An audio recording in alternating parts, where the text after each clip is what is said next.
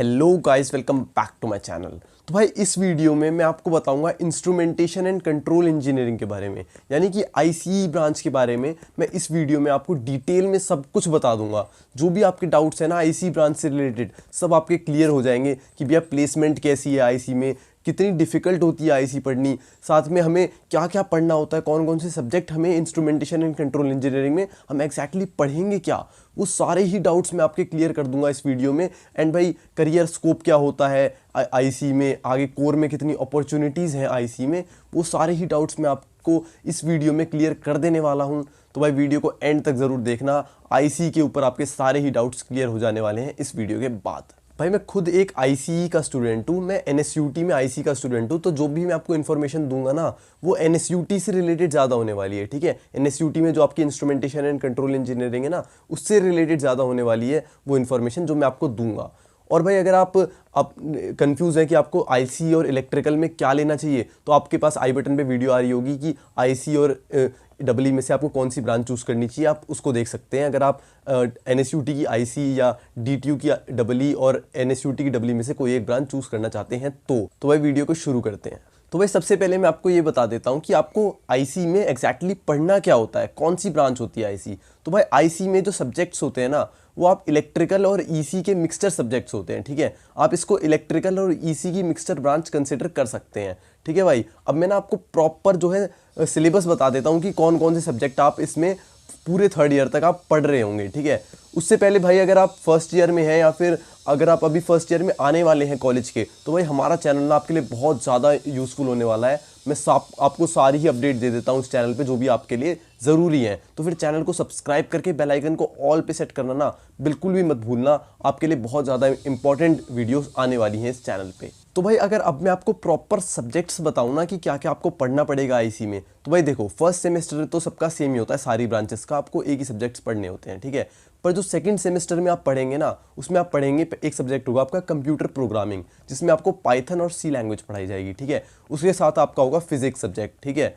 उसके साथ आप पढ़ेंगे सिग्नल एंड सिस्टम सब्जेक्ट। ठीक है भाई, एंड उसके साथ आप पढ़ेंगे इलेक्ट्रॉनिक डिवाइसेस एंड सर्किट्स, जिसमें आपको बीजेटी वगैरह पढ़ाया जाएगा, ट्रांजिस्टर्स पढ़ाया जाएगा। ठीक है, मेजर पार्ट यही होता है इन सब सब्जेक्ट्स का। ठीक है, इसके साथ आप पढ़ेंगे इलेक्ट्रिकल मेजरमेंट्स। ठीक है, आपको इसमें इलेक्ट्रिकल की जो मेजरमेंट्स, ये लैब बेस्ड सब्जेक्ट है, आपको मेजरमेंट्स लेना और ब्रिजेस सिखाए जाएंगे। ठीक है, ये सब आपको आपके सेकंड सेमेस्टर में पढ़ाया जाएगा। एंड भाई थर्ड सेमेस्टर में ना आपको डेटा स्ट्रक्चर्स एंड एल्गोरिथम्स पढ़ाए जाएंगे, डीएसए पढ़ाई जाएगी, साथ में आपको मैथ्स पढ़ाई जाएगी। मैथ्स तो आपके तीनों सेम में, शुरू के 3 सेम्स में है ही। ठीक है, इसके साथ आपको इलेक्ट्रॉनिक इंस्ट्रूमेंटेशन पढ़ाया जाएगा, इसके साथ ना आपको डिजिटल सर्किट्स एंड सिस्टम पढ़ाया जाएगा, ये भी एक कंप्यूटर रिलेटेड सब्जेक्ट ही माना जाता है। ठीक है भाई, एंड भाई फोर्थ सेमेस्टर में आपको डेटाबेस मैनेजमेंट सिस्टम डीबीएमएस पढ़ाया जाएगा। ठीक है, इसके साथ आपको आपका सेंसर एंड ट्रांसड्यूसर पढ़ाया जाएगा, अपना इंजीनियरिंग एनालिसिस एंड डिज़ाइन आपको पढ़ाया जाएगा, साथ में आपको control system and micro processor पढ़ाया जाएगा। ठीक है, जैसा कि आप देख पा रहे होगे अपनी आईसी में ना टेक रिलेटेड सब्जेक्ट्स बहुत ज़्यादा हैं, like computer related subjects first semester में, सेकंड सेमेस्टर में कंप्यूटर प्रोग्रामिंग, डीएसए एंड आपका ये डीबीएमएस, ये सारे कंप्यूटर रिलेटेड सब्जेक्ट्स हैं। इन सारे कंप्यूटर रिलेटेड सब्जेक्ट्स की वजह से आईसी की जो प्लेसमेंट्स है ना, उन्हें टेक में थोड़ा फ़ायदा मिल रहा होता है। ठीक है, बाकी ब्रांचेस के कंपैरिजन में। इसके साथ ना आपको आपके 6th सेमेस्टर में रोबोटिक्स भी पढ़ाया जाता है। ठीक है भाई, अगर आप डिटेल्ड और सिलेबस जानना चाहते हो और जानना चाहते हो बाकी सब्जेक्ट्स क्या हैं, तो आप ना एनएसयूटी की ऑफिशियल वेबसाइट पर जाके देख सकते हो, जो कि है nsuti.ac.in।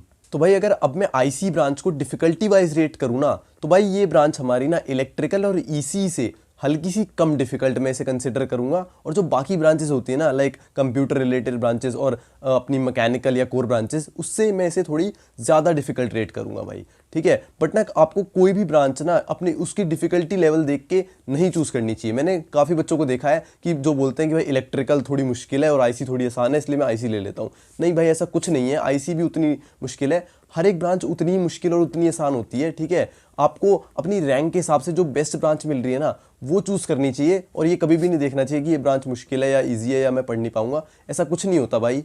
कॉलेज के अंदर आपको ना एग्जाम से थोड़ा टाइम पहले ही पढ़ रहे होते हो, चाहे आप किसी भी ब्रांच में हो। ठीक है, और टाइम आपको मिल रहा होता है, ऐसी कोई वो बात नहीं है कि आपको टाइम नहीं मिलेगा, ठीक है भाई। तो भाई अगर मैं अब आपका ना आईसी के कोर प्लेसमेंट्स की बात करूं, मतलब आईसी के करियर की बात करूं, तो भाई आईसी में ना एनएसयूटी की मैं आपको बताता हूं कि जो कोर रिलेटेड है ना, बहुत कम बच्चे प्लेस हो रहे होते हैं, ठीक है। काफ़ी कम कंपनीज आ रही होती हैं आईसी को कोर में रिक्रूट करने, ठीक है। ऐसा नहीं है कि कंपनीज नहीं आती, बट अगर हम कंपेयर करें नॉन टेक से या फिर टेक से, तो जो कोर कंपनीज आती है ना प्लेसमेंट के लिए, वो बहुत ही कम होती हैं। लाइक टेक्सास इंस्ट्रूमेंट्स हो गई, और भी 3-4 कंपनी है वो आती हैं कोर में रिक्रूट करने। आपकी जो इलेक्ट्रिकल को कंपनीज अलाउ कर रही होती है ना कोर के लिए, मोस्टली उनमें से सारी आपको आईसी को भी अलाउ कर देती है अपनी कोर प्लेसमेंट्स में बैठने के लिए, ठीक है भाई। तो भाई आईसी की कोर प्लेसमेंट्स की बात करें ना, तो काफ़ी कम कोर प्लेसमेंट्स हो रही होती है एनएसयूटी के अंदर आईसी की, ठीक है। फिर भी मैं इस ब्रांच को कोर के लिए डेड कंसिडर नहीं करूंगा, क्योंकि हमेशा ना कुछ बच्चे होते हैं हर बैच में जो आईसी से कोर में प्लेस हो रहे होते हैं, ठीक है। काफ़ी बच्चे होते हैं, अप्रॉक्स 5-10% के आसपास जो आईसी से कोर में प्लेस हो रहे होते हैं, बल्कि 10% से ऊपर ही होते हैं, ठीक है भाई। एंड काफ़ी सारे बच्चे पीएसयूज में भी प्लेस हो रहे होते हैं। तो फिर कोर में इसका स्कोप है, बट थोड़ा कम है बाकी ब्रांचेस से, ठीक है भाई। सो भाई प्लेसमेंट्स में ना ज़्यादातर बच्चे टेक प्लेसमेंट्स की तरफ जा रहे होते हैं एनएसयूटी की आईसी से, ठीक है। क्योंकि आप जैसे मैंने आपको बताया कि टेक रिलेटेड सब्जेक्ट्स भी काफ़ी सारे हैं, लाइक डीबीएमएस, आपका डीएसए, ये सब हैं आपके करिकुलम। तो फिर ज़्यादातर जो स्टूडेंट्स होते हैं ना आईसी में, एनएसयूटी में, वो टेक या फिर कोडिंग रिलेटेड जॉब्स में ज़्यादा जा रहे होते हैं, ठीक है। फिर जाते हैं नॉन टेक में, और कुछ जाते हैं कोर में भी, ठीक है। पर ज़्यादातर बच्चे अपने टेक में जा रहे होते हैं, और फिर नॉन टेक में जा रहे होते हैं, फिर आपके कोर में जा रहे होते हैं बच्चे, ठीक है, प्लेसमेंट के लिए। एंड कुछ बच्चे हायर स्टडीज़ के लिए भी जा रहे होते हैं एनएसयूटी की आईसी से। कुछ बच्चे एमटेक करने के लिए जा रहे होते हैं, और कुछ बाहर से फॉरेन कंट्री से एमएसबी करने के लिए जा रहे होते हैं, ठीक है भाई। तो अब मैं आपको बता देता हूँ, जिस सवाल के लिए आप सब यहाँ पे आए हो, यहाँ तक आपने वीडियो देखी है, कि भैया ये सब तो ठीक है, हमें बता दो प्लेसमेंट्स कैसी हैं आईसी की। हम प्लेसमेंट्स देखने के लिए आए हैं कि भाई आईसी में कैसी प्लेसमेंट्स होती हैं। तो भाई ठीक है, अब मैं आपको बता देता हूँ कि आईसी में कैसी प्लेसमेंट्स हैं, ठीक है भाई। तो जैसा कि मैंने आपको अभी वीडियो में बताया कि एनएसयूटी की आईसी से अपने ज़्यादातर बच्चे ना टेक फील्ड में या फिर कोडिंग रिलेटेड जॉब्स में जा रहे होते हैं, ठीक है भाई।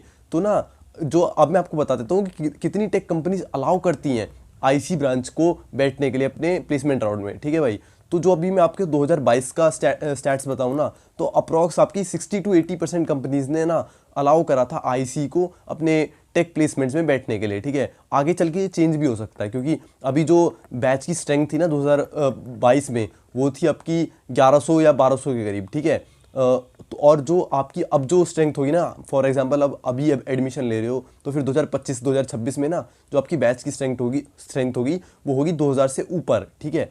तो फिर चेंज हो सकता है कि आईसी को अभी इतने 70-80% कंपनीज ने अलाउ किया है, बट हो सकता है कि आगे ना करें, ठीक है, इतनी ज़्यादा कंपनीज। बट ज़्यादा मेरे ख्याल से फ़र्क नहीं पड़ेगा, क्योंकि हो सकता है कंपनीज आना भी बढ़ जाए, ठीक है। तो अगर आप मोटा मोटा माने तो मेरे हिसाब से 50-70% आप ले सकते हैं कि इतनी कंपनीज तब भी आपको आईसी को अलाउ कर रही होंगी अपने टेक प्लेसमेंट्स के लिए। तो भाई अब मैं आपको बता देता हूं कि एनएसयूटी की आईसी में से ना कितने % बच्चों की प्लेसमेंट लग जाती है और कितने % बच्चे अनप्लेस्ड रह जाते हैं।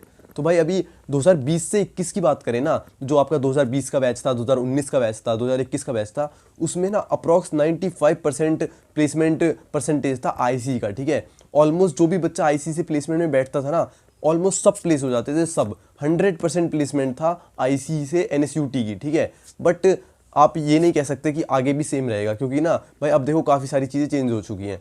पहली बात कि पहले ना एनएसयूटी में बहुत कम बच्चे हुआ करते थे, 1000 से भी कम बच्चे हुआ करते थे, साथ में 4 ही आपकी ब्रांचेस होती थी, जिसमें आईसी एक अच्छी ब्रांच कंसिडर करते थे, ठीक है।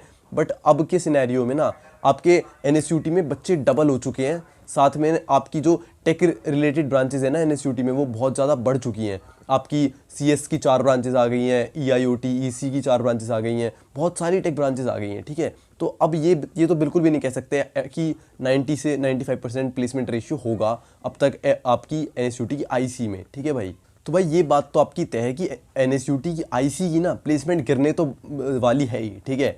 तो अगर अभी मैं आपको बैच की बात बताऊँ ना, जो 2022 से 23 का बैच है, उसमें ना अभी आपका एक सेमेस्टर हुआ है 4th ईयर का, और आपके 60% के अप्रॉक्स बच्चे प्लेस हुए हैं, ठीक है भाई। तो आप अंदाज़ा लगा सकते हैं, क्योंकि जो मेजर कंपनीज आ रही होती है ना, बड़ी बड़ी कंपनीज, वो शुरू में ही आ जाती हैं। बट ये भी आप कह सकते हैं कि इस साल ना रिसेशन चल रहा है, ठीक है। तो रिसेशन के हिसाब से जो अभी प्लेसमेंट हुई है ना आईसी की, 60% बच्चे जो प्लेस हुए हैं, तो वो काफ़ी अच्छा माना जा रहा है क्योंकि रिसेशन चल रहा है। ठीक है भाई, तो भाई रिसेशन के बाद भी एक सेमेस्टर में ही आपके 60% से ज़्यादा बच्चे प्लेस हो गए हैं, तो ये काफ़ी अच्छी बात मानी जा रही है। ठीक है, बाकी अगर प्लेसमेंट की बात करें ना तो गिरेगी तो सही, बट मैं आपको इतनी श्योरिटी दे रहा हूँ, अगर आप स्टूडेंट अच्छे हैं ना, लाइक आपकी सीजीपी अच्छी आ रही है, 8+ आप सीजीपी रख रखे हैं, और साथ में आपकी कोडिंग स्किल्स अच्छी है, आपने प्रोजेक्ट्स अच्छे बना रखे हैं, तो आपको प्लेसमेंट से ना कोई नहीं रोक सकता। अगर आप एनएसयूटी की आईसी में है तो आपको अपॉर्चुनिटीज़ बहुत मिलेंगी, बट अगर आप वेल स्किल्ड है ना तो ही आप उन्हें ग्रैब कर पाएंगे। ठीक है भाई, तो भाई आपकी प्लेसमेंट के लिए आपको डरने की बिल्कुल ज़रूरत नहीं है, ये पूरा आपके ऊपर है कि आप कितनी अच्छी सीजीपी लाते हो और कितनी अच्छी आप कोडिंग स्किल्स हैं आपके पास। ठीक है भाई, आपका ना मैंने बहुत ज़्यादा ये देखा है कि भाई जो आपकी आईसी होती है ना, उसमें ना काफ़ी बच्चों को ना अपनी कोडिंग स्किल्स भी साथ साथ में मैनेज करनी पड़ती हैं, कोडिंग भी साथ साथ में मैनेज करनी पड़ती है, और साथ में अपनी जो कोर के सब्जेक्ट्स हैं ना, जो अपने करिकुलम के सब्जेक्ट्स हैं, वो भी साथ साथ में मैनेज करने पड़ते हैं। तो ये ना बहुत ज़्यादा डिफिकल्ट हो जाता है काफ़ी बच्चों के लिए कि कोडिंग भी करनी है और ये मार्क्स भी लाने, सीजीपीए भी लानी है। ठीक है, तो अगर आपके लिए भी, आप भी सोच रहे हो ना कि कोडिंग और सीजीपीए दोनों एक साथ मैनेज कैसे करें, तो भाई मैंने इसके ऊपर भी एक वीडियो बना रखी है, आपको आई बटन में दिख रही होगी, आप उसको देख लेना अगर आप चाहते हो अपनी कोडिंग और सीजीपीए को साथ साथ में मैनेज करना। साथ में मैं डिस्क्रिप्शन में भी उस वीडियो का लिंक डाल दूंगा। तो भाई अब आई थिंक मैंने आपको आईसी ब्रांच से रिलेटेड आपके सारे ही डाउट्स क्लियर कर दिए हैं। अगर अब भी आपका कोई डाउट बचा है ना तो मेरे से कमेंट सेक्शन में पूछ लेना, मैं आपके सारे ही डाउट्स का रिप्लाई ज़रूर दे दूंगा। ठीक है भाई, तो अब यहाँ तक आ गए हो तो वीडियो को लाइक ज़रूर कर देना, चैनल को सब्सक्राइब कर लेना। Thanks for watching.